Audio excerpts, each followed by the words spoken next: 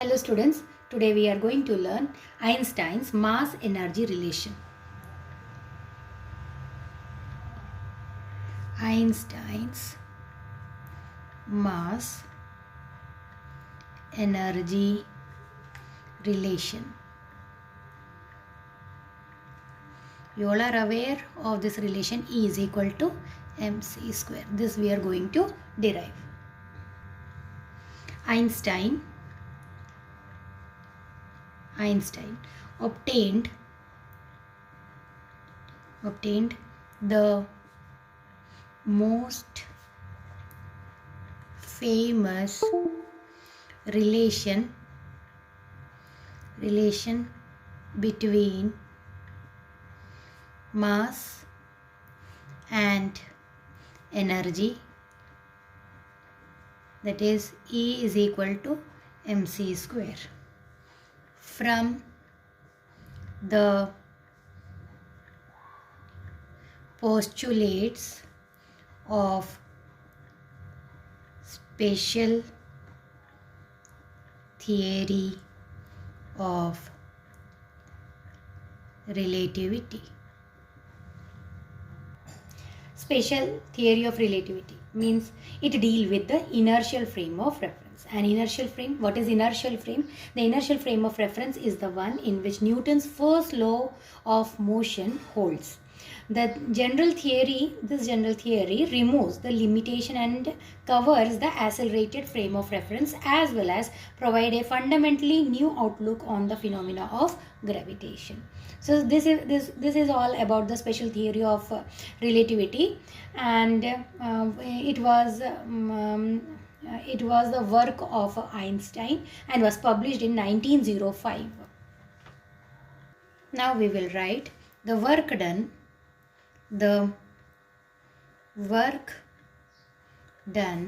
We will denote it by capital W on a particle. First, we should try to understand what is work done. So this is a man and he is playing with a football. So he is exerting a force because of which the football moved from position A to position B. In this case, the man A is doing work. On the other hand, same man, he is sitting on the table and reading a book. So in that case, he is not utilizing any force and nothing is moving from any, there is no change in position of any object. In that case, B is not doing any work. So when work is to be done, means it has to apply a force and the object should move from first place to the second place. So the work done W on a particle means there is some displacement is happening with the help of a certain force by a constant force. We will denote force by capital F that acts through the distance dx in time dt is, we know the formula, work done W is equal to force into displacement, where F is in the same direction of dx. If no other force act on the particle, if on the same particle, if no other force is acting on the particle, then the particle start from rest. It is initially at this position and it is moving to the second position. So it is at rest, and then all the work done in moving this particle from this to this on the particle is stored inside as the kinetic energy. So if no other force acts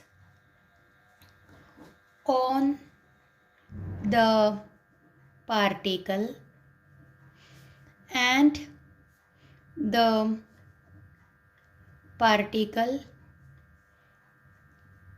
starts from rest, then all the work done on the particle is stored as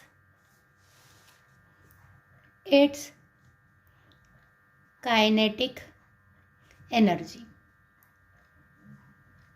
Therefore, dEx is equal to F into dx. This is the first. All energy is the kinetic energy. So we will denote it by dE and the direction is along the x direction. The equation 1. But according to Newton's second law of motion, the force acting on the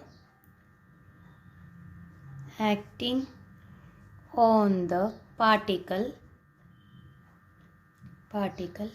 of mass m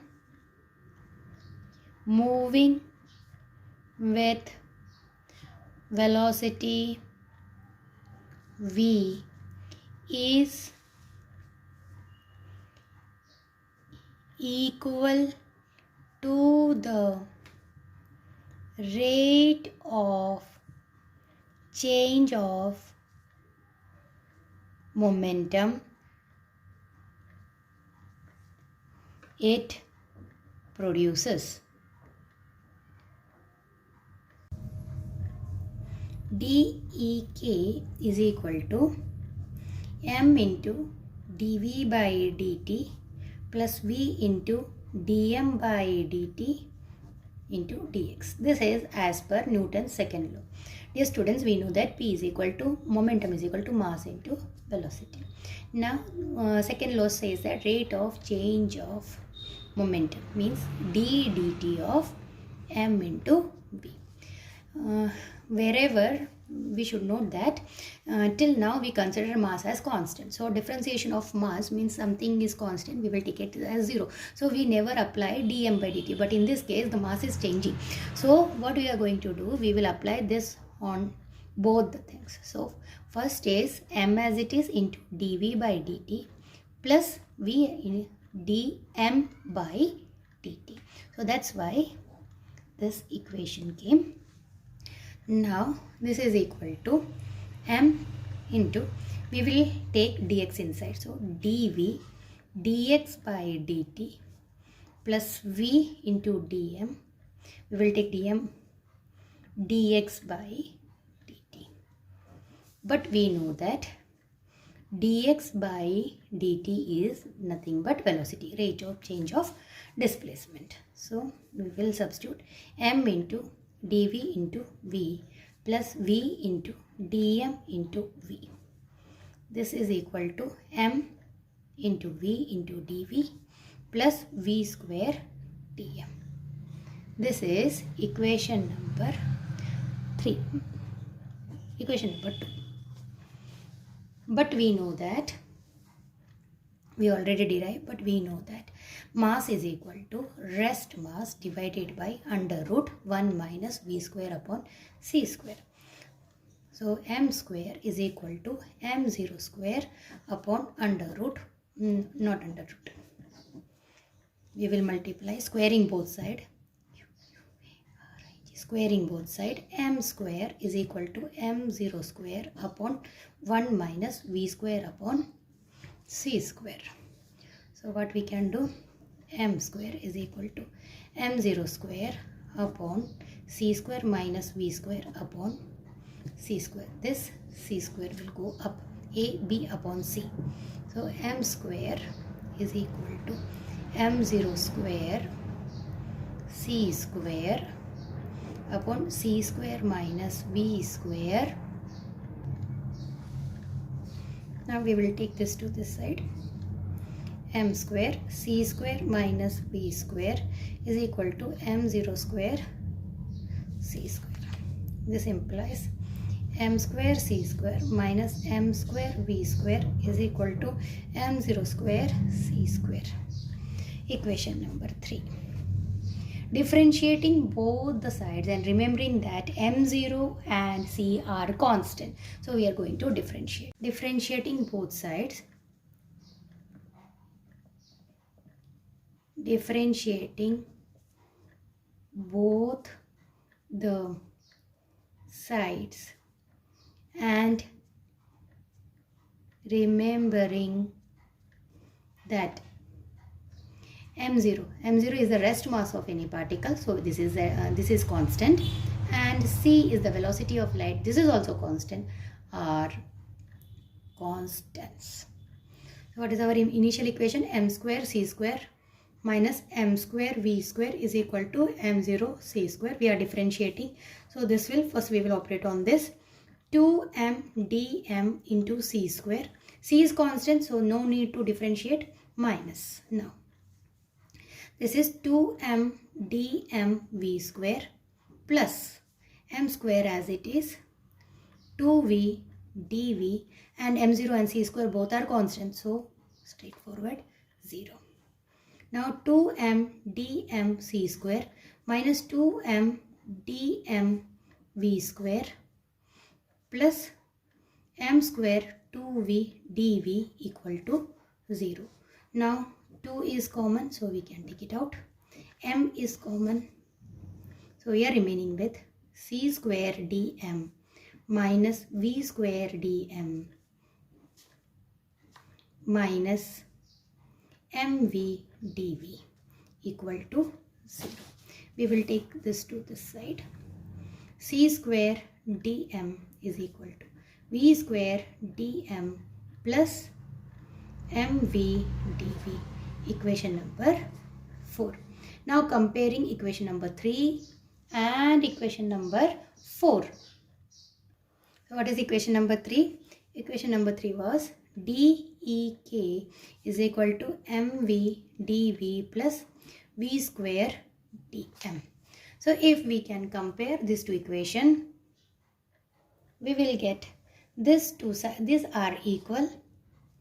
Since these are equal, this implies this is also equal to each other.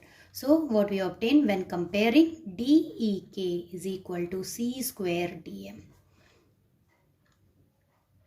Comparing equation 3 and 4. Now this is small kinetic energy. We are interested in entire thing. So the mathematical tool which we have in our hand is the integration. If we integrate, we will get for the entire system. So integrating both the sides, dEk is equal to c square dm m0 m.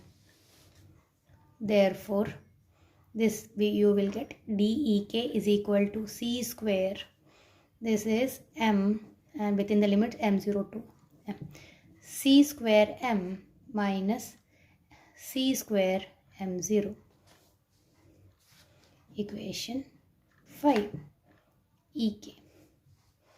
Now we know we will take, so c square m minus m0. This is mass converted into, this is delta m. We will denote delta m is equal to m minus m0, which is nothing but mass converted into energy. Therefore this is m E is equal to del m into c square. Equation 5 becomes equation 6. From this, but total energy, which is E, this is Ek. Total energy E is equal to kinetic energy Ek plus rest mass energy, rest mass energy, that is m0 c square. This is mc square. So total energy we denoted it by E, that is E is equal to mc square. Equation number 7. So this is famous Einstein's mass energy relation. Actually this we got from this equation. mc square is equal to ek plus m0 c square. This is kinetic energy, this is rest mass energy. So this is nothing but the total energy. Hence equating this two, we will get E is equal to mc square. This is famous Einstein's mass energy relation.